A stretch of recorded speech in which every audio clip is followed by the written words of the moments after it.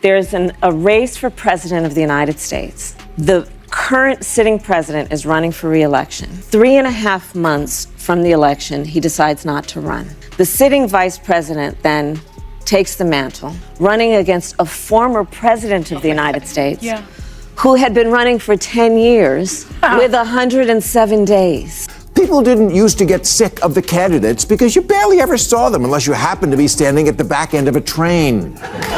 But now we never stop seeing them. The winner in modern elections comes down to who we're less tired of. Bill Maher just went full fireworks on Kamala Harris, and it was pure comedy magic. The fearless host dissected Harris's chaos and detachment, arguing she remains out of sync with the public. Maher's roast was biting, electrifying, and side-splittingly funny. You have to see it. When Joe Biden was still hanging on to be the candidate, many of the pundits said that to switch him out this late would cause chaos. Yeah, that was never my position. And indeed, what happened was Kamala Harris said, "Oh, look, I guess it's my turn." And the next day, a grateful nation handed her $500 million. The only reason we stay stuck in permanent campaign mode is money. It's estimated this year that $16 billion will be spent on political ads.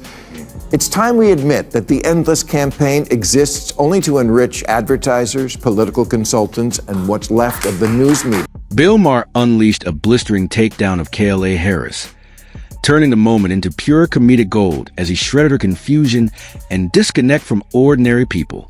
He argued she's still completely out of step with the public, and his fiery breakdown was sharp, energized, and relentlessly funny. The kind of segment you can't look away from. The fact that we're just getting to know Kamala isn't bad. It's great. Great for her, great for the country. People didn't used to get sick of the candidates because you barely ever saw them unless you happened to be standing at the back end of a train. But now we never stop seeing them. The winner in modern elections comes down to who we're less tired of. They're just constantly on us. TV, radio, the mail, on our phones. Texting. Hey, Bill, Tim Wall's here. You up? They're everywhere all the time. Jesus Christ, off. Let mommy put her purse down. According to this breakdown, the DNC never fully grasped the danger of selecting KLA Harris as their 2024 nominee. And the problems began long before she stepped on the center stage. Joe Biden refused to step aside early, and party leaders kept propping him up until his disastrous debate forced a desperate shift.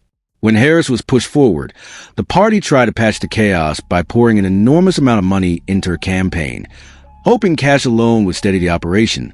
But it barely scratched the surface. The financial surge couldn't fix the messaging, quiet voter skepticism, or rebuild confidence.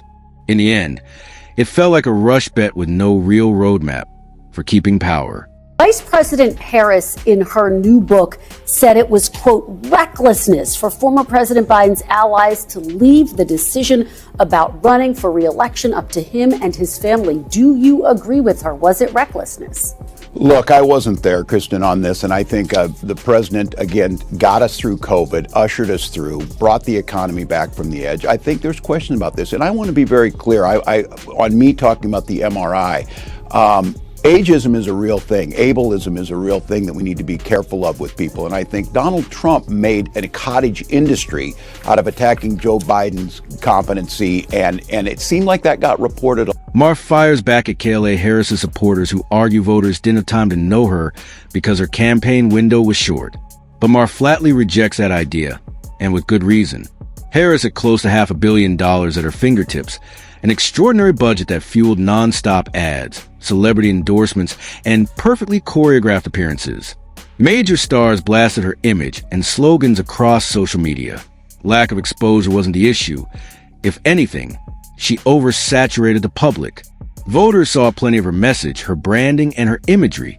The real problem, as Maher notes, is that people grew tired of her long before Election Day arrived. Whether that decision should have been made sooner, history will determine that. What I do know is that going forward, we need somebody in office who's actually going to tackle the things Americans need, whether it's about costs or whether it's about our national security needs and honoring those with our allies. And I think Maybe there's a lesson to be learned from what happened with President Biden. If that's the case, it should certainly be applied right now to this president who is putting Americans at risk, is reckless, and is not doing what he's asked to do.